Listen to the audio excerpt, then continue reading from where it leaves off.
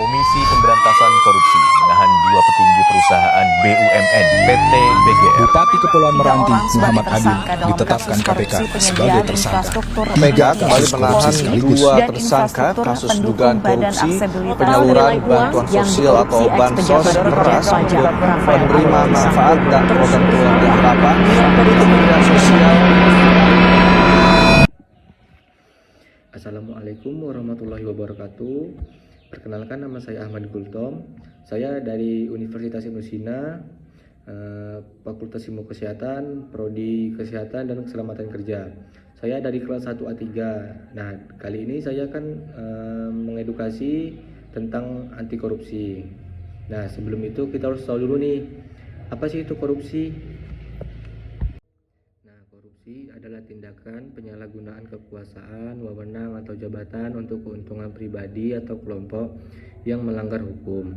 Korupsi merugikan masyarakat secara luas, menghambat pembangunan, dan melemahkan kepercayaan publik terhadap institusi pemerintahan. Yang kedua itu ada bentuk-bentuk korupsi. Yang pertama ada suap, memberikan atau menerima sesuatu untuk memengaruhi keputusan. Yang kedua ada gratifikasi, penerimaan hadiah yang berkaitan dengan jabatan seseorang. Yang selanjutnya ada penggelapan, penyalahgunaan dana atau aset untuk kepentingan pribadi. Yang terakhir ada nepotisme, memberikan keuntungan kepada keluarga atau teman dekat. Yang ketiga ada penyebab korupsi. Yang pertama itu faktor individu, seperti keserakahan, moral rendah atau gaya hidup yang mewah. Yang kedua ada faktor sistemik, lemahnya sistem pengawasan, rendahnya akuntabilitas dan transparansi. Yang selanjutnya faktor sosial dan budaya, seperti toleransi masyarakat terhadap perilaku koruptif. Nah, yang selanjutnya itu yang keempat ada dampak korupsi. Dampak korupsi itu yang pertama ada ekonomi, menghambatnya investasi, menurunkan daya saing, dan merugikan anggaran negara. Yang kedua itu sosial, menimbulkan ketidakadilan dan kesenjangan sosial. Yang selanjutnya politik, melemahkan demokrasi dan kepercayaan publik terhadap pemerintah. Dan yang terakhir itu hukum, menyebabkan ketidakpastian hukum.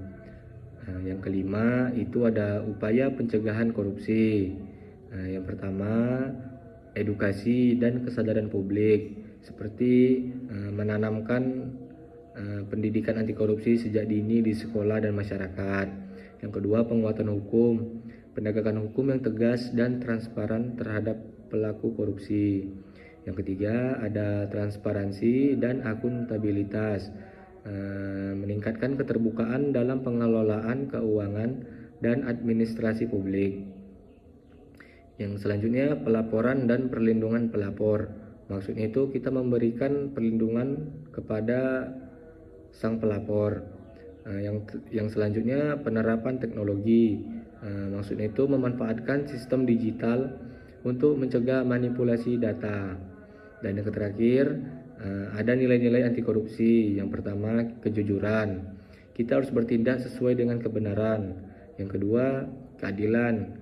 Kita harus bisa memperlakukan semua orang secara setara. Yang ketiga itu tanggung jawab, kita harus bisa melaksanakan tugas dengan penuh integritas. Dan yang terakhir itu kepedulian, kita harus bisa berkontribusi untuk kepentingan bersama. Korupsi adalah musuh kita bersama. Mari kita sama-sama melawan korupsi dengan cara menanamkan sikap integritas, keberanian, dan keteladanan untuk masa depan yang lebih baik. Nah, mungkin cukup sekian dari saya. Wassalamualaikum warahmatullahi wabarakatuh.